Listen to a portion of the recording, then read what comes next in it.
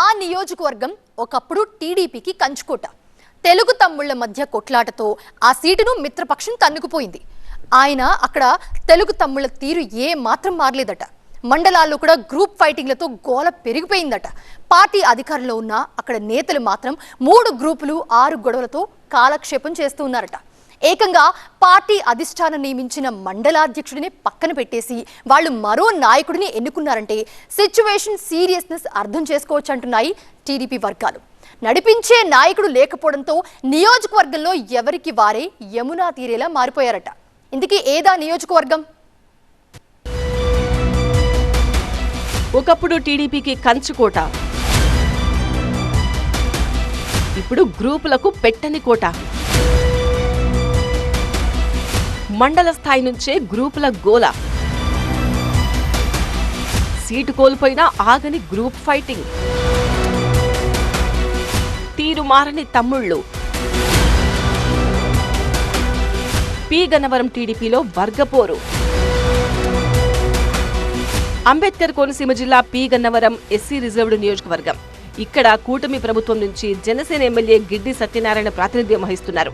ఒకప్పుడు ఈ నియోజకవర్గం టీడీపీకి కంచుకోటగా ఉండేది. అయితే ఇప్పుడు టీడీపీ నేతల మధ్య విభేదాలు ఏర్పడి గ్రూప్ రాజకీయాలకు కేంద్ర బిందువుగా తయారైందట.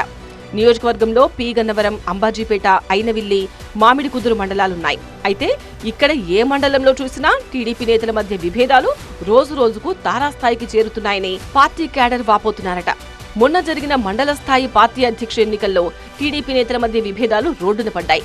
ఐవీఆర్ఎస్ కాల్స్ ద్వారా సమాచారం సేకరించి పి గన్నవరం మండల టీడీపీ అధ్యక్షుడిగా ప్రతిపాటి ఉమామహేశ్వరుని అధిష్టానం నియమించింది. అయితే కొందరు టీడీపీ నేతలు ఏకంగా పార్టీ హైకమాండ్కు ఎదురు తిరిగారట. మాకు మీరు నియమించిన మండల అధ్యక్షుడు వద్దు అంటూ ఏకంగా తమకు కావలసిన వ్యక్తినే మండల అధ్యక్షుడిగా ఎన్నుకున్నారు లోకల్ టీడీపీ నేతలు. గ్రామ కమిటీ అధ్యక్షులతో కలిసి మండల అధ్యక్షుడిగా సంసాని పెద్దిరాజును ఎన్నుకున్నారు. పార్టీ అధిష్టానం నియమించిన ప్రతిపాటి ఉమామహేశ్వరుని మండల అధ్యక్షుడిగా పార్టీ ముఖ్య నేతలు ప్రమాణ స్వీకారం చేస్తే పార్టీ నేతలు కొంతమంది కార్యకర్తలు కలిసి పెద్దిరాజుతో మండలాధ్యక్షుడిగా ప్రమాణ స్వీకారం చేయించారు. దీంతో పార్టీలోని అంతర్గత విభేదాలు ఒక్కసారిగా బట్టబయలయ్యాయట.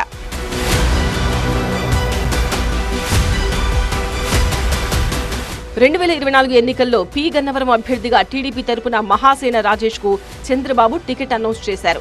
అయితే ఒక గ్రూప్ నేతలు మహాసేన రాజేష్ కు టికెట్ ఇవ్వొద్దని పెద్ద ఎత్తున ఆందోళన చేసి ఏకంగా ఎంపీ అభ్యర్థి గంటి హరీష్ మాథుర్ కారును ధ్వంసం చేశారు. మరో వర్గం రాజేష్ తరపున నిలబడ్డారు. అయితే ఈ గ్రూప్ గొడవలకు విసిగిపోయిన టీడీపీ హైకమాండ్ ఆ స్థానాన్ని జనసేనకు కేటాయించింది. జనసేన తరపున గిడ్డి సత్యనారాయణ గెలుపొందినప్పటికీ ఇక్కడి టీడీపీలో గ్రూప్ రాజకీయాలు ఏమాత్రం చల్లారలేదట. టీడీపీ సీనియర్ నేతలకు జనసేనతో సఖ్యత ఉన్నప్పటికీ వాళ్లలో వాళ్లకు ఏమాత్రం పడట్లేదట.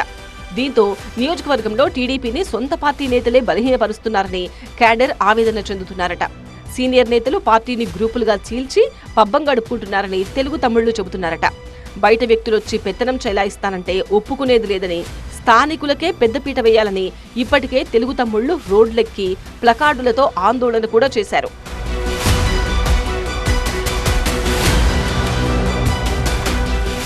2019లో టీడీపీ ఓడిపోయినప్పటి నుంచి 8 ఏళ్లుగా ఈ నియోజకవర్గానికి ఇన్ఛార్జ్ లేకపోవడమే గ్రూప్ రాజకీయాలకు కారణమని కార్యకర్తలు చెబుతున్నారు. అప్పటి నుంచి ఇప్పటిదాకా నియోజకవర్గానికి ఇన్ఛార్జ్ని టీడీపీ నియమించలేకపోయింది. నడిపించే నాయకుడు లేకపోవడంతో చోటామోటా నేతలంతా ఎవరికి వాళ్లు గ్రూపులు గట్టేశారట. ఇన్ఛార్జ్ పదవి కోసం అంతా ఆశాబహులుగా మారిపోవడమే గ్రూప్ ఫైటింగ్లను పెంచి పోషిస్తోందట. నియోజకవర్గంలో సమన్వయ కార్యకర్తలను నియమించి వదిలేయడంతోనే నేతల మధ్య విభేదాలు పెరుగుతున్నాయని చెబుతున్నారు. ఈ నియోజకవర్గంలో టీడీపీకి మళ్లీ పూర్వ వైభవం రావాలంటే వెంటనే స్థానిక నేతల్లో ఎవరో ఒకరిని ఇన్ఛార్జిగా నియమించాలని అధిష్టానానికి విజ్ఞప్తి చేస్తున్నారట క్యాడర్. పి గన్నవరంలో పార్టీకి పునర్వైభవం తెచ్చేందుకు హైకమాండ్ ఇన్ఛార్జిని నియమిస్తుందో లేదో చూడాలి.